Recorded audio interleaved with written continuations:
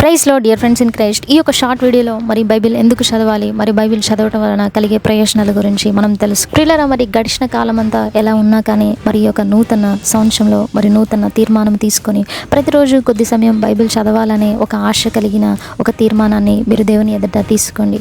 ప్రియులారా, మరి దేవుని యొక్క వాక్యము గురించి మనము చూసినట్లయితే యోహాను సువార్త 1వ అధ్యాయము 1వ వచనంలో ఈ విధంగా తెలియపరుస్తుంది. ఆది యందు వాక్యం ఉండెను, వాక్యము దేవుని యొద్ద ఉండెను, వాక్యము దేవుడై ఉండెను. ప్రియులారా, మరి దేవుడే వాక్యమై ఉండెను అని దేవుని యొక్క వాక్యము సెలవిస్తుంది. మరి నువ్వు దేవుని యొక్క వాక్యాన్ని చదువుతున్నట్లయితే మరి దేవుడు నీతో మాట్లాడుతూ ఉన్నాడని మీరు గ్రహించగలుగుతారు. అదేవిధంగా కీర్తనల గ్రంథము 1వ అధ్యాయము 2వ వచనంలో చూసినట్లయితే యెహోవా ధర్మశాస్త్రమునందు ఆనందించుచు దివారాత్రము దానిని ధ్యానించువాడు ధన్యుడు. ప్రియులారా, మరి ఎవరైతే దేవుని యొక్క వాక్యాన్ని మరి ధ్యానించాలని ఆశ కలిగి ఉంటారో వారిని దేవుడు ధన్యులుగా చేస్తారని దేవుని యొక్క వాక్యము సెలవిస్తుంది. ప్రియులారా, మరి మీ యొక్క జీవితంలో మరి క్రైస్తవులుగా చూసినట్లయితే అందరూ దేవుని యొక్క వాక్యాన్ని చదవరు. ఏదో మరి ఆదివారాలు చర్చికి వెళ్ళి పాస్టర్ గారు చెప్పినప్పుడు మరి పాస్టర్ గారు చెప్పిన రెఫరెన్సులు చూసి చదువుతారు తప్ప ఇంటికి వెళ్ళగానే మరి బైబిల్ ఏ మూలన పడేస్తారో కూడా తెలియదు. మరి మన యొక్క జీవితాలు మరి అలా ఉండకూడదు. మనము ప్రతిరోజు దేవునితో మరి ఒక సహవాసాన్ని కలిగి ఉండాలి. మరి పాస్టర్ గారు చెప్పినప్పుడు మాత్రమే కాకుండా మీ యొక్క జీవితంలో మీకు మీరుగా మరి విశ్వాసంలో ఎదగాలి. ప్రియులారా, పరిశుద్ధ గ్రంథం యొక్క విశేషాలు మనము గమనించినట్లయితే పరిశుద్ధ గ్రంథంలో మరి మొత్తం పుస్తకాలు 66, పాత నిబంధనలో పుస్తకాలు 39, అదేవిధంగా కొత్త నిబంధనలో పుస్తకాలు 27. ప్రియులారా, మరి దేవుని యొక్క మరి ఈ యొక్క బైబిల్ని చదవటానికి అసలు మొత్తం సమయం ఎంత పడుతుంది అని మీరు అనుకోవచ్చు. బైబిల్ పూర్తిగా కంప్లీట్ చేయాలంటే 70 గంటల 40 నిమిషాలు పడుతుంది. అదేవిధంగా మరి పాత నిబంధన ఒక్కటే కంప్లీట్ చేయాలంటే 52 గంటల 20 నిమిషాలు. అదేవిధంగా కొత్త నిబంధన పూర్తిగా కంప్లీట్ చేయడానికి 18 గంటల 20 నిమిషాలు. మరి బైబిల్ని పూర్తిగా చదవాలంటే సుమారుగా 3.5 రోజులు పడుతుంది. మరి మీరు అనుకోవచ్చు, నాకు అంత సమయం లేదు, నేను ఒకేసారి అంత చదవలేను అని అంటే ప్రియులారా, మీరు ప్రతిరోజు మీ యొక్క డేలో 10 నుంచి 12 నిమిషాలు మరి దేవుని వాక్యాన్ని చదవటానికి కేటాయించినట్లయితే మరి తప్పనిసరిగా మరి ఒక సంవత్సరంలో మీరు పూర్తిగా బైబిల్ని కంప్లీట్ చేస్తూ ఉంటారు.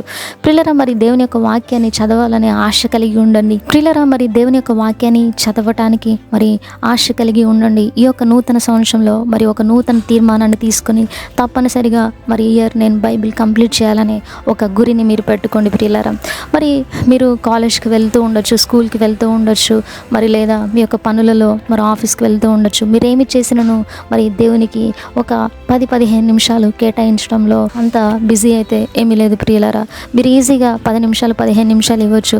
ఈరోజు చూసినట్లయితే చాలామంది మరి మొబైల్స్ చూడటానికి మరి వాళ్ళకి నచ్చిన వ్యక్తులతో మాట్లాడడానికి ఎంతగానో సమయాన్ని వెచ్చిస్తూ ఉంటారు, నచ్చిన పనులు చేయడానికి. మరి దేవుని యొక్క వాక్యాన్ని మరి నువ్వు చదవటంలో మరి దూరం పెడుతున్నావా? మరి దేవునికి నువ్వు దూరంగా జీవిస్తున్నావా? మరి ప్రియులారా, ఈ యొక్క ఆయుష్ని ఇచ్చినటువంటి దేవునికి మన సమయాన్ని మనము కేటాయించాలి. మనం ఆ దేవాది దేవునితో మనము సహవాసాన్ని చేస్తూ ఉండాలి. మరి దేవుని యొక్క వాక్యాన్ని చదవటం వలన మరి కలిగే ప్రయోజనాలను మనం చూసినట్లయితే మరి దేవుని గురించి తెలియనటువంటి వారికి మరి దేవుడు రక్షణనిస్తూ ఉంటారు. మీకు మీ జీవితంలో ఒక మార్గనిర్దేశాన్ని ఏర్పరుస్తూ ఉంటారు. అదేవిధంగా మీ జీవితంలో ఎలా జీవించాలి అని మరి దేవుని యొక్క వాక్యము తెలియపరుస్తూ ఉంటుంది. అదేవిధంగా పాపము నుండి మిమ్మల్ని విడిపిస్తూ ఉంది, అదేవిధంగా మిమ్మల్ని రక్షిస్తూ ఉంటుంది.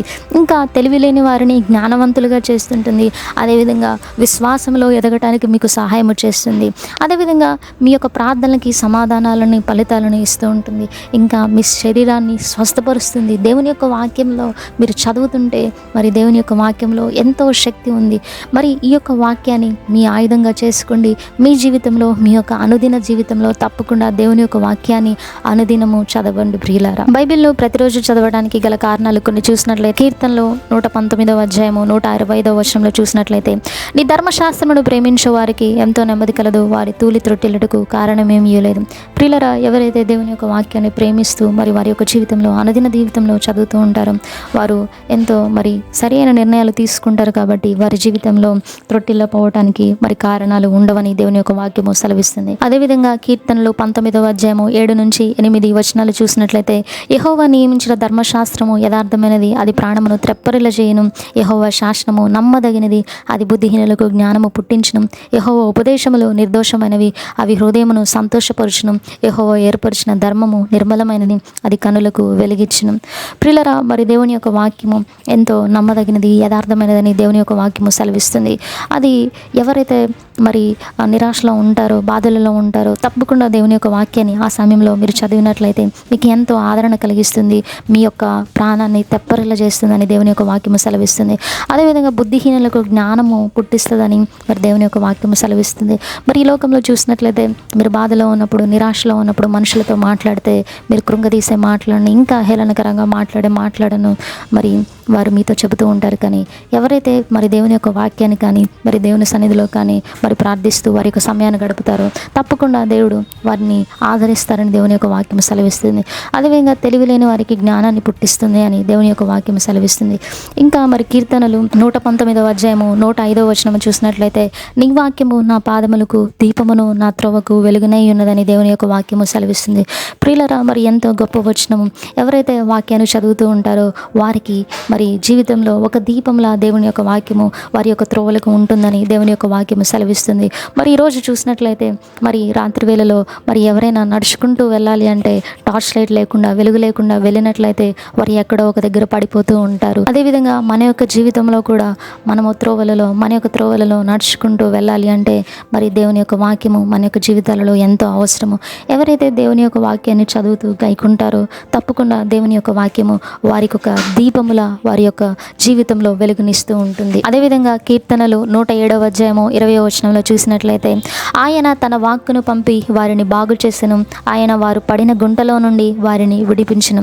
ప్రియులారా, మరి మీకు స్వస్థత కలగటానికి, మిమ్మల్ని విమోచించడానికి మరి దేవుని యొక్క వాక్యము మరి ఎంతో ఉపయోగపడుతుంది. మరి దేవుని యొక్క వాక్కు వినటంతోనే ఎంతోమంది స్వస్థత పొందుతూ ఉంటారు. ఎంతోమంది మరి జీవితాలు కోల్పోయినటువంటి వారు కూడా మరలా జీవితాలను కట్టుకోవడానికి దేవుని యొక్క వాక్యము మరి ఎంతగానో మరి మనకి సహాయపడుతుంది. అదేవిధంగా మనము దేవునిలో ఎదగటానికి దేవుని యొక్క వాక్యము మనకు సహాయపడుతుంది. 1 పేతురు 2వ అధ్యాయము 2వ వచనం నుంచి చూసినట్లయితే, మరి మొదటి నుంచి చూసినట్లయితే, ప్రభువు దయాళుడని మీరు రుచి చూచి ఉన్న ఎడల సమస్తమైన దుష్టత్వమును, సమస్తమైన కపటమును, వేషధారణను, అసూయను, సమస్త దూషణ మాటలను వాని క్రొత్తగా జన్మించిన శిశువులను పోలిన వారే నిర్మలమైన వాక్యమును పాల వలన రక్షణ విషయంలో ఎదుగు నిమిత్తము ఆ పాలను అపేక్షించండి. దేవుని యొక్క వాక్యము మరి మనల్ని అన్ని విషయాలలో మరి దేవునిలో ఎదగడానికి, దేవునికి ఇష్టానుసారంగా జీవించడానికి మనకి దేవుని యొక్క వాక్యము సహాయపడుతూ ఉంటుంది. అదేవిధంగా కీర్తనలు 119:28వ వచనము చూసినట్లయితే, వ్యసనముల వలన నా ప్రాణము నీరైపోయాను, నీ వాక్యము చేత నన్ను స్థిరపరచుము. ప్రియులారా, మరి ఎవరైనా అడిక్షన్స్తో ఉన్నా, దేనితో ఉన్నా కానీ దేవుని వాక్యంలో ఎంతో శక్తి ఉంది. వాటిని మరి ఈ లోకంలో ఏది మరి మిమ్మల్ని విడిపించలేదు, కానీ దేవుని యొక్క వాక్యము మాత్రము మిమ్మల్ని విడిపించగలదు.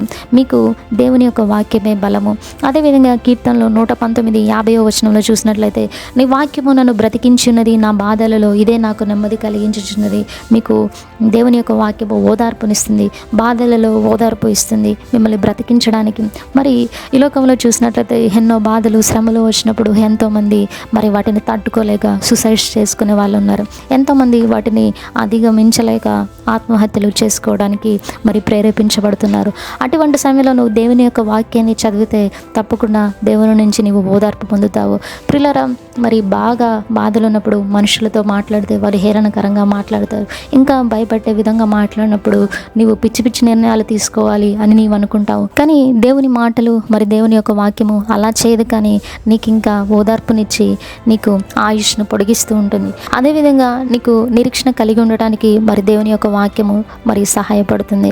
మరి కీర్తన గ్రంథము 119వ అధ్యాయము 114వ వచనంలో చూసినట్లయితే, నా మరుగు చోటు నా కేడము నీవే, నేను నీ వాక్యము మీద ఆశ పెట్టుకుని ఉన్నాను.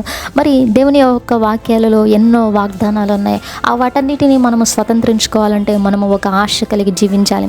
ఎవరైతే ఆశ కలిగి మరి దేవుని సన్నిధిలో దేవునికి ఇష్టానుసారంగా నడుచుకుంటారో తగిన సమయంలో దేవుడు మీకు ఇచ్చినటువంటి దేవుని వాగ్దానాలన్నీ మీ జీవితంలో నెరవేరుస్తూ ఉంటారు. అదేవిధంగా మిమ్మల్ని పాపము నుంచి విడిపించడానికి మరి పాపము చేయకుండా దేవుని యొక్క వాక్యము కాపాడుతుంది. కీర్తనలు 119వ అధ్యాయము 11వ వచనంలో చూసినట్లయితే, నీ ఎదుట నేను పాపము చేయకుండానట్లు నా హృదయంలో నీ వాక్యము ఉంచుకొని ఉన్నాను. ప్రియులారా, మరి ఎవరైతే ఎవరి హృదయంలో అయితే దేవుని యొక్క వాక్యం ఉంటుందో, ఎవరి హృదయంలో దేవుని భయం ఉంటుందో మరి వారు పాపము చేయకుండా ఉంటారని దేవుని యొక్క వాక్యము సెలవిస్తుంది. అదేవిధంగా కీర్తనలో 119 అధ్యాయము 30వ వచనంలో చూసినట్లయితే, సత్య మార్గము నేను కోరుకొని ఉన్నాను, నీ న్యాయ విధులను నేను నా ఎదుట పెట్టుకొని ఉన్నాను. మరి మనము న్యాయాన్ని, యథార్థతని స్పష్టంగా మరి చూడగలిగేలా దేవుని యొక్క వాక్యము సహాయపడుతుంది. అదేవిధంగా హెబ్రీలకు మరి 4వ అధ్యాయము 12వ వచనంలో చూసినట్లయితే, ఎందుకనగా దేవుని వాక్యము సజీవమై బలము గలదే, రెండంచుల గల ఎటువంటి ఖడ్గము కంటను వాడిగా ఉండి ప్రాణాత్మలను కీళ్లను మూలుగను విభజించినంత మట్టుకు దూరుచు హృదయం యొక్క తలంపులను ఆలోచనలను శోధించుచున్నది. మరి మీ హృదయంలో నిజంగా ఏముందో తెలుసుకోవడానికి మరి దేవుని యొక్క వాక్యము సహాయపడుతుంది. అదేవిధంగా రోమీయులకు 10వ అధ్యాయము 17వ వచనంలో చూసినట్లయితే, కాగా వినుట వలన విశ్వాసము కలుగును, వినుట క్రీస్తును గుర్చిన మాట వలన కలుగును. ప్రియులారా, మరి ఎవరైతే దేవుని యొక్క వాక్యాన్ని చదువుతూ ఉంటారో వారి యొక్క హృదయంలో విశ్వాసము పెరుగుతూ ఉంటుంది. దేవుని మీద మరి ఎంతో విశ్వాసము కలుగుతూ ఉంటుంది. ఎందుకంటే మీరు దేవుని యొక్క వాక్యాన్ని ధ్యానిస్తూ ఉంటారు కాబట్టి. మరి కీర్తనలు 119వ అధ్యాయము మరి 101వ వచనంలో చూసినట్లయితే, మరి నేను నీ వాక్యమును అనుసరించినట్లు దుష్ట మార్గములన్నిటిలో నుండి నా పాదములు తొలగించుకొనుచున్నాను. ప్రియులారా, మరి ఎవరైతే దేవుని యొక్క వాక్యాన్ని చదువుతూ ఉంటారో మరి వారు మంచి చెడుని అర్థం చేసుకుని మరి దుష్ట మార్గాలను మరి చెడు మార్గాలను వారు వదిలివేసి మంచి మార్గాలలో నడుస్తారని దేవుని యొక్క వాక్యము సెలవిస్తుంది. అదేవిధంగా ఇంకా దేవుని యొక్క వాక్యము చదవటం వలన మరి దేవుని యొక్క ప్రేమను మరి దేవుడు నిన్నెంతగా ప్రేమించాడో మరి నువ్వు తెలుసుకోగలుగుతావు. నీ జీవితంలో ఎవరో మరి చెబితే తెలుసుకోవటం కాదు, కానీ మరి నీ అంతటికి నీవు దేవుని యొక్క ప్రేమని మరి దేవుడు అసలు ఎందుకు ఈ లోకానికి వచ్చారు, ఎందుకు మరి సిలువలో మరి తన యొక్క ప్రాణాన్ని మరి మన నిమిత్తము మన పాపాల నిమిత్తము త్యాగము చేశారని నువ్వు నీ యొక్క జీవితంలో తెలుసుకుంటూ ఉంటావు. ప్రియులారా, మరి దేవుని యొక్క వాక్యము చదవడానికి మీరు ఆశ కలిగి ఉండండి. ఈ యొక్క నూతన సంవత్సరంలో అందరూ మరి 1 yearలో పూర్తిగా బైబిల్ కంప్లీట్ చేయడానికి మరి ఒక గురి పెట్టుకొని మరి జీవితంలో ముందుకు వెళ్ళండి. బైబిల్ అంతా పూర్తిగా కంప్లీట్ చేయడానికి ఒక షీట్ మరి తయారు చేశాను. అది నేను ఈ యొక్క వీడియోలో మరి కింద డిస్క్రిప్షన్లో పెడుతున్నాను. మరి డౌన్లోడ్ చేసుకొని జిరాక్స్ తీసుకొని మరి ప్రతిరోజు జనవరి 1 నుంచి డిసెంబర్ 31 వరకు ఎలా చదివితే బైబిల్ కంప్లీట్ అవుతుందో మరి పెట్టాను. నాట్ ఓన్లీ మరి ఇక్కడనే కాదు, మరి గూగుల్లో దొరుకుతాయి. అదేవిధంగా మరి ఫోన్లో కూడా బైబిల్ యాప్స్ చాలా వచ్చాయి. మీకు ఏది కంఫర్టబుల్గా ఉంటే మరి దాన్ని తీసుకొని మరి బైబిల్ చదవండి. కానీ బైబిల్ ప్రతిరోజు చదవడం వలన మీ యొక్క జీవితంలో మరి దేవుడు మీ యొక్క మార్గాలను సరళము చేస్తారు. అదేవిధంగా మంచి ఆలోచనలు మీకు దేవుడు తెలియపరుస్తూ ఉంటారు. మరి ఇంతవరకు ఈ వీడియో చూసినటువంటి మీ అందరికీ మరి దేవాతి దేవుని నామంలో మీ అందరికీ మరి కృతజ్ఞతలు వందనాలు తెలియజేసుకుంటున్నా ఉన్నాను. అదేవిధంగా మా పరిచర్య నిమిత్తము మరియు మాకు ఇచ్చినటువంటి సంగమ నిమిత్తము అందరూ ప్రార్థన చేయగలరని మరి మేము మనవి చేస్తున్నాను. అందరికీ మరి నూతన సంవత్సర శుభాకాంక్షలు. మరి దేవుడు మిమ్మల్ని మీ కుటుంబాలని దేవుడు ఈ యొక్క నూతన సంవత్సరం అంతా కాపాడును గాక. ఆమేన్. May God bless you.